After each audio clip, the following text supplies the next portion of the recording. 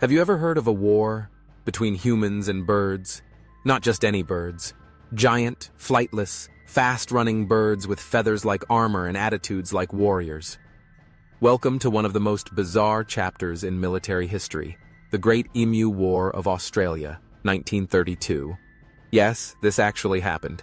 And no, the humans didn't exactly win. Let's rewind to post-World War I Australia. Veterans had returned home and were given plots of land in Western Australia to farm. It seemed like a fair reward for their service. But by the early 1930s, the country was deep in the grip of the Great Depression. Times were tough, prices were low, and then the emus arrived. Now, imagine being a farmer, struggling to grow wheat, and suddenly 20,000 emus stampede into your fields. These massive 6-foot-tall birds, fast as greyhounds, gobbling your crops, trampling fences, and leaving chaos behind. To the farmers, it was an invasion. A feathery, feisty invasion. Desperate for help, the farmers turned to the government. Their solution? Send the military. Enter Major G.P.W. Meredith of the Royal Australian Artillery.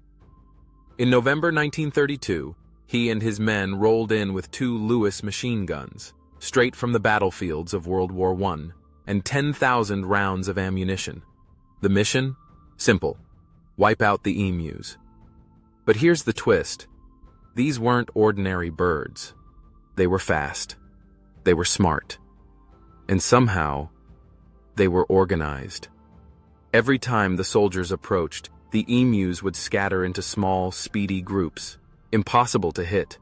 Bullets flew, feathers flew, and the emus ran away laughing, figuratively, of course. One attempt involved ambushing a group of 1,000 emus near a dam, but as soon as the soldiers fired, the birds darted off in all directions, too quick to target. Another plan?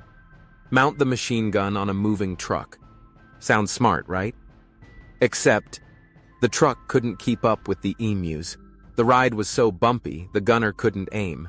In one hilarious instance, they almost ran over their own men.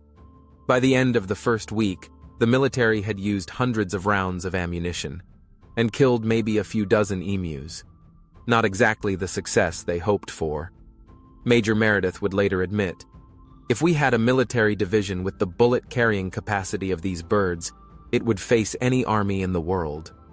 Yes, he said that, in all seriousness. Eventually, the operation was called off. The emus had won. But the problem didn't go away. Farmers still battled emus for years. Fencing solutions and bounties became the new strategy. But the military? They never came back. In total, about 1,000 emus were killed during the conflict. But that was a small dent in a population of tens of thousands. The emus, proud and feathered, had survived a war waged by one of the most advanced militaries of the time. So what did the Great Emu War teach us? That nature doesn't always play by the rules, that birds can outwit bullets, and that sometimes, in the most unexpected battles, the underdog has feathers and long legs. Thanks for watching this wild tale from history. If you enjoyed the story, don't forget to like, share, and subscribe for more strange but true adventures. Until next time, stay curious.